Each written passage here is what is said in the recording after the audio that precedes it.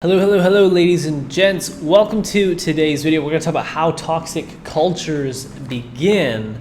And there's two primary ways that I'm going to get into today. But if you're not new to this channel, I've kind of been a bit MIA, and I apologize for that. I swear I have been busy. We moved into a new apartment. This is a new office. And yes, there is a little bit of an echo for those of you who are absolute audio Nazis. Don't worry, I'm also like that. That's why I'm well aware of it. You probably can't tell if you're not some audio aficionado, but it will be fixed very soon. Aside from that, we also got back from a retreat in Mexico. Let me show you some photos of the team. If I have them here, here they are.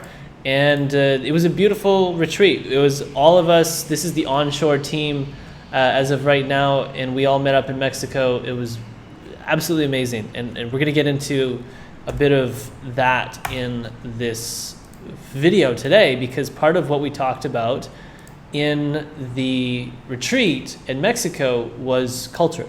I had a little segment in a kind of mini mastermind session we had with the entire team where I talked about culture. And this is what I want to relay to all of you guys, because I think it's extremely important. This is not just information that I'm giving to you. This is the exact same information that I covered with our entire team.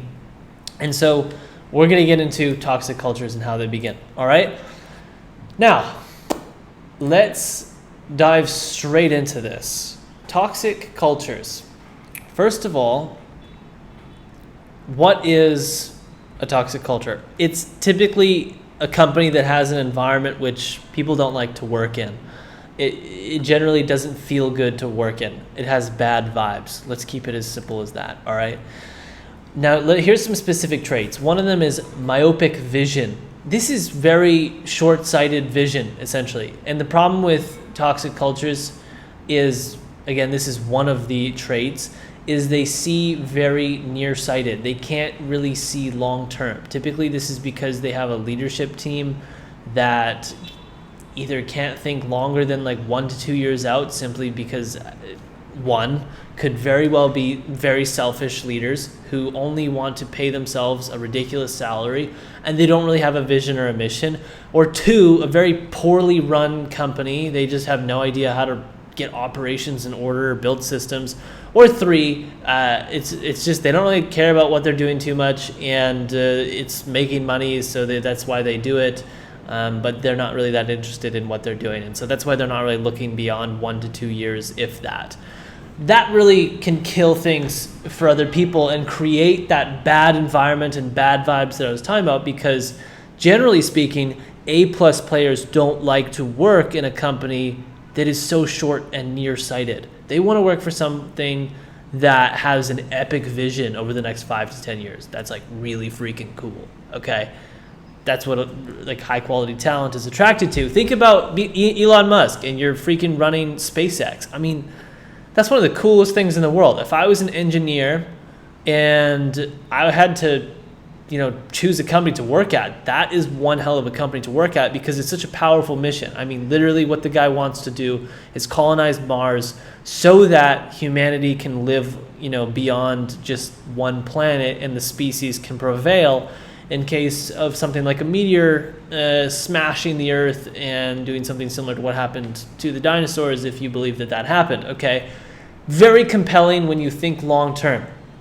Now, closed books. This is another trait of toxic cultures where the leadership is not willing to share with everybody on the team what the financial position of the company is. They will not share how much cash they have in the bank. They will not share what the runway of the company is. They won't share what the profit was this month, last month, this quarter, this year. The books are closed. The financial books are closed. We like to do the opposite. It's called OBM. I didn't create this. I just read a decent amount of books and try to pick whatever I think is, best aligned with our culture and our future. And OBM is open book management. It's where you open up the books and you show people, what is going on financially speaking in the company. But closed books kills it. So kill the messenger syndrome. This is brutal. And if you're a leader who punishes people within your team for delivering bad news, you're creating a very toxic, very terrible culture. And this happens way more often than you would think. There is at least one person in our agency who came from an agency that I know for sure had this issue. And it is one of the worst.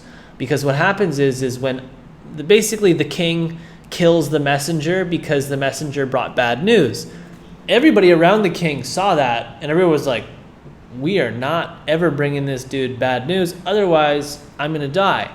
So the king gets to live in a cocoon of delusion, a bubble of distortion and delusion, and that creates a terrible lack of transparent culture, which then leads to many other problems because people are fearful. People don't want to stay with the company because there's issues that they don't want to bring up because they don't want to get fired, or they don't want to get punished or embarrassed or humiliated in front of everybody. It just sucks. Don't do it. Bureaucracy and closed systems. This is an image of someone who is tied to a giant ball of red tape. You can see that this guy can basically not move at all. This is what happens when you have a very bureaucratic company that has a lot of policies, a lot of closed systems, and you enforce it very heavily. If you enforce, tons of policies and tons of closed systems, what you're going to have is a bunch of people who can't really go anywhere because their ankles are chained to, basically giant heavy balls, and they can't walk anywhere to go anywhere because there's so much policies, there's so much red tape everywhere. Very simple. This sucks. Don't ever put too much red tape. It can really kill your culture. Closed systems. Kind of like closing your books. Closing your systems is when you create a system, but you don't really share how the system runs in all the components within the system. Instead, you may be willing to share the output of this system and the actions that are required from each individual person to run the system. For example, if there's a system that requires 3 people to run it, you're willing to tell each person what they need to do, but you're not willing to share with them what other people are doing within the system. And so you're compartmentalizing information, which closes off the system, which creates bureaucracy and drama and a lack of transparency, and all those things are terrible. You don't want them. Short runway. This is also another thing that can create bad culture. Let's imagine that you only have 2 months of cash in the bank. Most businesses have less than 30 days. This means that if all revenue went to 0, they could live for about a month, if that. And that's average. Okay. What does this do to you? Well, if leadership only has a month of runway, that sucks because they're going to suffer myopic vision. They can't look further out because of how little of a safety net they have. And what that causes is basically, again, the inability to think long term and act long term, which is not attractive to A+ talent, not attractive to anyone. And also, you're not going to be willing to open the books if you have a very small runway, most likely, because you're kind of freaking scared that you're going to lose some clients or your revenue is going to go to 0. Because if it does, you don't have that much cash in the bank to live. And it's not a good look. People don't feel good working with a company that has a month or less of cash in the bank. If a pandemic happens, everybody loses their job. And so somebody with a family that is an absolute A+, talent, they're an all-star, they got kids and stuff, they're married, they are not going to join a company, no matter how compelling your vision is, no matter how good of a person you are, if you have a terrible runway. Again, I'm not trying to speak definitively here. Don't think black and white. There's, of course, situations where people would join you, but the odds are very unlikely unless that person's an extreme risk taker. Okay, so short runway can cause a terrible culture. It also means you can't really invest. You can't place big bets, and because you can't place big bets and you can't invest into things that you may need to make your systems and processes much better, you're going to attract lower quality talent, and that's going to lead to, less growth and potentially death. So toxic leadership. I mean, all of this typically stems from toxic leadership. Okay. All these things that I've just mentioned stem primarily from you, if you are the founder, you, the owner, you, the leadership team member. And it's your responsibility at the end of the day to make sure that you create an environment that people can thrive in, that people can, become the best version of themselves in. So toxic leadership is responsible. Is responsible for everything that we've just talked about. And you could add in way more points. I actually had a little whiteboard here with a bunch of notes. Most of these were everything that we just focused on, so we pretty much hit the nail on the head. All right, what else do we got? Here's what a great culture looks like, ladies and gents. It's obvious. It's the opposite of everything we just talked about, but let's just go through it anyways because I got the slides here.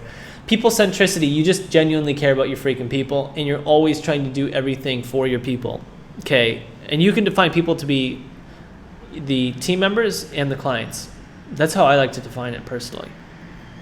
Now, the opposite of this is a bad culture where you just care about you. And I was like this. So don't think that I'm just like sitting here trying to say that I'm like freaking perfect and I've always focused on people centricity. No. Look, I was very egotistical. I had a terrible culture for years, for at least 2 to 3 years. I was very self-centered and very selfish. And I would just pay myself whatever I wanted. When the agency was just me and some virtual assistants, it was me and Lee, and we were doing about $20,000-$25,000 a month. I didn't care about a runway. Like for me, I was just like, this is great. I'm making a lot of money. I'm like 19, 20 years old, whatever. And fantastic. And as time went on, I matured. Obviously, that was one big thing. I read a lot of books. I was willing to learn, and I had an open mind. And those are the things that allowed me to go from egotistical, self-centered to, okay, I'm paying myself a strict salary. I'm going to do my best to stick to that. And now, honestly, I don't care about trying to pay myself an insane amount of cash like my 19-year-old self did. Because my 19-year-old self just wanted a Lamborghini and a mansion and all these materialistic desires, which had to be let go of. But once those things were let go of, once this vessel had matured, it was able to see the beauty and where real happiness and joy comes from, which is serving other people and seeing other people become better versions of themselves. And that's people centricity, in my opinion. So you're working for your people. And everybody within the company should be working for everyone else, not for themselves. They should be working for everyone else in the company. And that's people centricity. OKRs is another important thing. Everybody in our agency has the opportunity to work on the business. What is the difference between on the business and in the business? I've explained this in a previous video. You can go back and watch it if you want. It's called ITB versus OTB. And everybody in the company has the opportunity to work on the business. It's an important part in my opinion. OBM is open book management. It's the opposite of keeping the books closed. Radical transparency. Don't be a black box. Be a clear box. Obviously, there's going to be 1 to 2% of things that you may not want to share. For example, in open books, we don't share the salaries of everyone just because from what I've read and what I've researched, it's not really a good thing to do. It can create a lot of drama. It can create people comparing themselves to other people, which you don't want. You only want people, and you always want people, in my opinion, to compare themselves to themselves. If you're really going to compare yourself to anyone, the only person you can truly compare yourself to is you, yourself. The version of you from yesterday or last week or last month or last quarter or last year, last decade. That's it. It's okay to have people that you look up to, that inspire you to become better, but you shouldn't be comparing yourself to someone that's popular right now and that I heard a lot when we were in our retreat in Mexico is David Goggins. I mean, this dude, whatever, I've read a few pages of his book, Can't Hurt Me, and I've researched into his story. And there's many people like him where, they're absolute idols and they blow up and they become really famous. And then a lot of people compare themselves to people like that. This is not something you want to do because you're so idiosyncratic. You're so different than that person. That person, especially someone like that dude, has a lot of distortions within their lens, a lot of inner traumas and experiences and things that they've gone through that make them so absolutely radical and just relentless at whatever they do. And being that radical and that relentless, it has its highs and has its lows. It has its pros, it has its cons. Okay? It's not just all, perfect being some famous dude that has crazy amounts of discipline. So don't compare yourself to other people. And we don't want that, especially with salaries, so we don't share that. But that's like 1%. Everything else is shared. 99% of everything else is shared. So that's really the only thing we hold back in terms of the finances. Anyways, radical transparency, be a clear box. Share everything. Don't compartmentalize information. Open systems, not closed. It destroys, it eliminates communication creep. And that can start to kill you in an agency because it's a very people-centric business. And so open your systems. One of the issues we're facing right now, and this is kind of rambling going off topic, is we have a lot of information. We need to organize this information. We need a company wiki. We're at the point where there's just a lot of small details, and I'm worried about alignment as we scale and alignment falling apart because we don't have good enough systems that can maintain alignment as we double our team size or triple our team size in the next 1 to 2 years. And so constantly improving your systems, but most importantly, keeping them open so that you don't have to try to force, for example, if you have a closed system, that means that John may not understand something, so he needs to ask Sarah, and because he asked Sarah, he's wasting Sarah's time. And then, Bob gets hired and Bob asks Sarah the same question. Then Sarah gets annoyed and Sarah goes to the leadership and Sarah's like, everybody keeps freaking asking me this one question about this simple system. Why isn't the information shared? And leadership's like, oh, no, they can't know about that. We need to keep this information separate just for you and just this information is for them and etc. And it's a terrible problem. And if you don't really understand what I'm talking about, a good documentary you can watch is called Bad Blood, B-A-D, Blood. It's by a woman from Silicon Valley. I forget her name. She's a blonde girl. And she created one of the most toxic cultures you can possibly imagine. She had kill the messenger syndrome. She had closed systems. She had closed books. She lied. She had extreme amounts of bureaucracy, extreme amounts of compartmentalization. And the company blew up. It was terrible. It was basically, you could consider it a Ponzi scheme. It wasn't really that bad, but you could basically consider it that given how awful that company was ran and how terrible it was.